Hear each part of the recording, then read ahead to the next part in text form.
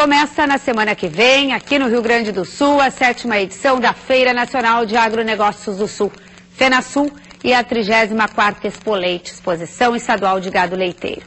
O evento, consolidado como o maior do setor no outono gaúcho, é uma promoção do governo do estado, em parceria com a Associação dos Criadores de Gado Holandês do Rio Grande do Sul. Além da presença do gado leiteiro, estão confirmadas outras espécies, como ovinos, caprinos, chinchilas, coelhos, aves e equinos. Também está confirmada a realização da Feira de Terneiros, promovida pela FarSul, e de outras atividades, como julgamentos, provas e remates. A indústria e comércio ligada ao segmento estará presente através de estandes no pavilhão de bovinos de leite. A FenaSul vai do dia 26 até domingo, dia 29 de maio. Você confere toda a cobertura do evento aqui no AgroBand, com reportagens e entrevistas especiais. A boa colheita da safra de verão deverá influenciar positivamente a lavoura de trigo, que começa a ser preparada aqui no Rio Grande do Sul. Animados com os resultados obtidos principalmente na soja e no milho, os triticultores gaúchos estão dispostos a aumentar a área a ser plantada com o cereal. A previsão é de um incremento superior a 10%, ficando próximo a 900 mil hectares. Os dados fazem parte da primeira estimativa de custos e rentabilidade do trigo safra 2011 para o Rio Grande do Sul, elaborada pela área técnica da Federação das Cooperativas Agropecuárias do Rio Grande do Sul, a FECOAGRO, com base nos preços dos insumos em abril de 2011. E aqui ao meu lado, no estúdio, está o economista da FECOAGRO, Tarcísio Mineto, para nos falar por que é importante esse plantio de trigo, por que o produtor está decidindo aumentar a área. Claro que teve esse lado positivo na rentabilidade da soja e do milho, mas a importância é maior. Bom dia. Bom dia, Lisemara. Exatamente, você toca num ponto fundamental, que é em relação à importância da atividade de trigo, a importância econômica, social, inclusive, e do ponto de vista técnico. É fundamental. Por quê?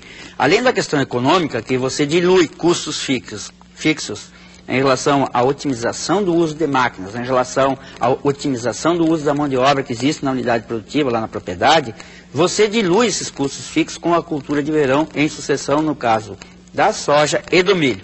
Mas do ponto de vista técnico e tecnológico, na questão, além da rotação de cultura, tem um elemento importante, Elisemara, que é o seguinte: no período de inverno, o solo precisa ter cobertura.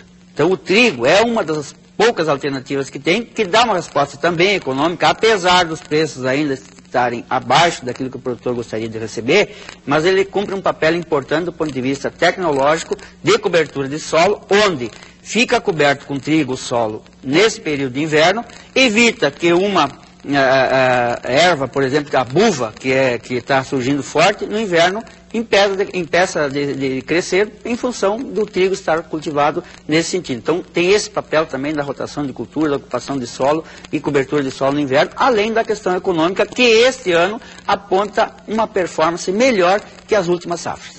Isso é necessário porque o produtor de trigo teve problemas na comercialização da safra anterior, com preços baixos, houve uma reação agora no final do período, e há também a questão da qualidade do trigo. As indústrias dizem que o trigo gaúcho não é a qualidade tipo pão que eles precisam para fazer os produtos. Mas os produtores têm dito que vem aumentando, que já estão próximo de 70% com essas variedades. Exatamente, Lisemara. Esse é o percentual de variedades que estão sendo semeadas, que vão ser plantadas e cultivadas no estado do Rio Grande do Sul, com o foco num trigo pão, um trigo melhorador, ou seja, para obter uma classificação no final da safra, num produto que atenda à demanda da indústria. Porém, nós avançamos muito já, Lisemara. Todo produtor está jogando a semente na terra com essa finalidade, com esse foco de colher um trigo pão. E esta safra 2010 que nós colhemos no ano passado é uma safra muito boa em termos de qualidade do Rio Grande do Sul. Temos avançado sim e vamos avançar, Lisemar. Então, do ponto de vista da indústria, eles têm o viés seguinte: qualquer negócio que seja, qualquer industrial ou qualquer outra atividade, ele vai buscar o produto, matéria-prima, onde estiver mais favorável do ponto de vista de preço no mercado. Essa é a lógica do momento, do ponto de vista da lógica do mercado. Para o produtor, sim, teve problema de liquidez na comercialização nas últimas safras, Elissemar. Esse é um gargalo que ainda existe e persiste nos últimos tempos. Mas a performance boa, no caso do milho e da soja, nessa última safra de verão, fez com que o produtor, um pouco mais capitalizado do ponto de vista da colheita, ao menos que não é problema quando se tem produção. Então o produtor vai investir um pouco mais na cultura do trigo como alternativa de inverno para, lá no final do ano ou no início do ano, ter uma renda extra, que é no caso do trigo. E o custo de produção? Quanto que o produtor vai gastar para produzir esta safra? Quanto que ele vai precisar depois lá na frente receber? Bem, em relação ao custo, Lisemara, se você considerar o custo total, remuneração ao capital, remuneração da terra e depreciação, você vai ter um custo da ordem de R$ 1.300 por hectare. Se você considerar o desembolso, sem considerar os custos de remuneração da terra, remuneração ao capital, ele vai ter um custo aí da ordem de R$ 1.000, R$ 1.100. Ou seja, ele vai precisar colher no mínimo 36 a 40 sacos por hectare para pagar a conta. Então tem uma performance um pouco melhor em função do atual preço do mercado praticado nesse momento na ordem, preço interior, na ordem de R$ 25 a saca lá para o produtor. Ou seja, tem uma performance levemente melhor, sendo que o custo de produção, se você pergunta aumentou ou não aumentou, aumentou sim. Aumentou no custo total 3,6% em relação à safra passada, nesse primeiro levantamento. Cada produtor, é importante a gente ressaltar aqui, Lisemara, que cada produtor tem seu patamar de custo. Então, em função do uso de tecnologia, em função do grau de produtividade que ele espera colher e em função da sua gleba de terra, que tem uma realidade distinta nisso. É um caso individual, mas agora eles já sabem, com essas informações do Tarcísio Mineto aqui, os balizadores de custos. Muito obrigada pela sua presença aqui conosco e agora nós vamos à previsão do tempo. Neste fim de semana, o tempo vai ser firme e ensolarado do Rio Grande do Sul até Goiás. Boa parte do Sudeste também vai ter tempo seco. Na costa catarinense, no Rio de Janeiro, a nebulosidade aumenta por causa dos ventos úmidos do mar. Chance de chuva no Mato Grosso do Sul, faixa litorânea do Nordeste e em toda a região norte.